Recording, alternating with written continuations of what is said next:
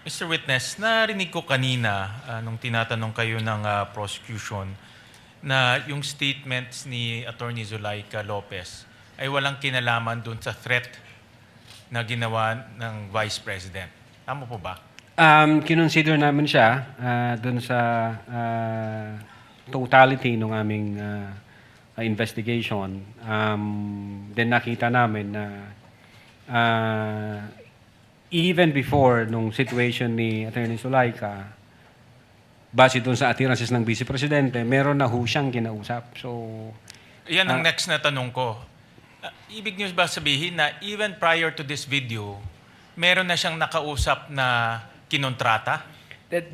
that's the appearances, Your Honor. Ang sabi niya, huwag kang mag-alala, ma'am, sapagkat may kinausap na akong tao. Ang sabi ko sa kanya, pag namatay ako, patayin mo si BBM, si Lisa Marcos, si former speaker. So, nakita namin, may kinausap na siya. Even before the press conference was held on November 23, 2024. So base sa kanyang statements, sa inyong pag-aanalitika, meron na siyang nakausap na kinontrata. Yes, Your Honor, and we believe na hindi naman ho magsisinungaling ang Vice Presidente noon kasi galit na galit nga po siya. Meron dito sa mga tanong ng counsel ng prosecution na yung mga term na ginamit nyo, serious and real threat. Tapos meron din kayong sinabi na serious and threat is actionable.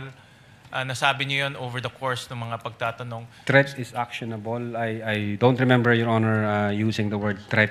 Actionable threat, Your Honor. Threat is actual, sorry. Threat Opo. is actual. No? So, I take this to mean na meron talaga siyang kausap na kinontrata. That's what we believe, Your Honor. And Sir. kung yan ang paniniwala nyo, dahil ito ay pagbanta no, sa ating Pangulo, may ginawa ba ang NBI na imbestigahan kung talaga bang merong nakontratang gagawa nitong banta?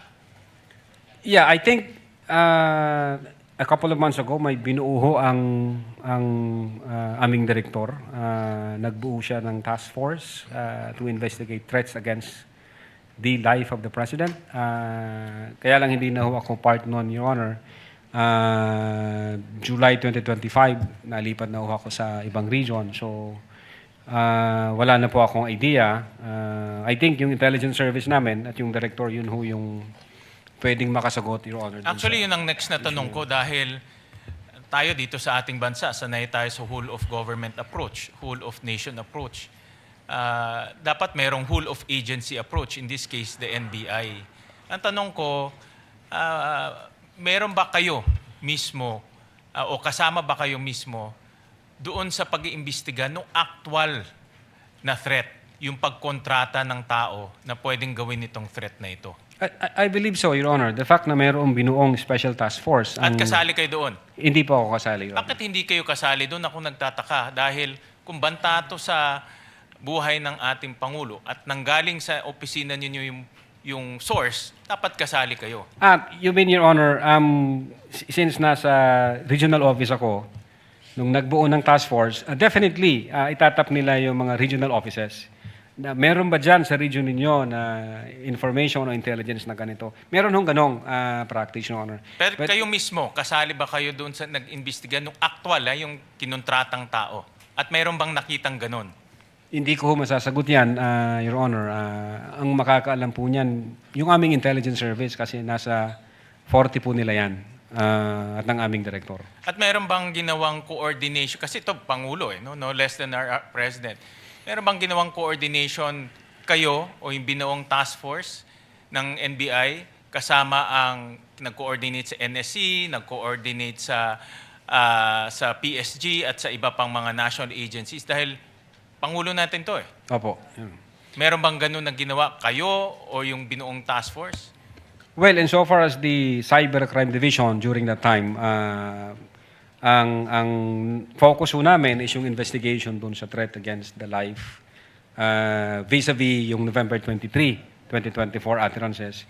Now, insofar dun sa sinasabi niyo po, Your Honor, ang makakasagot po niyan Yung intelligence service po namin, kasi ano na po yun eh, para siyang deep dive intelligence gathering na po yun eh.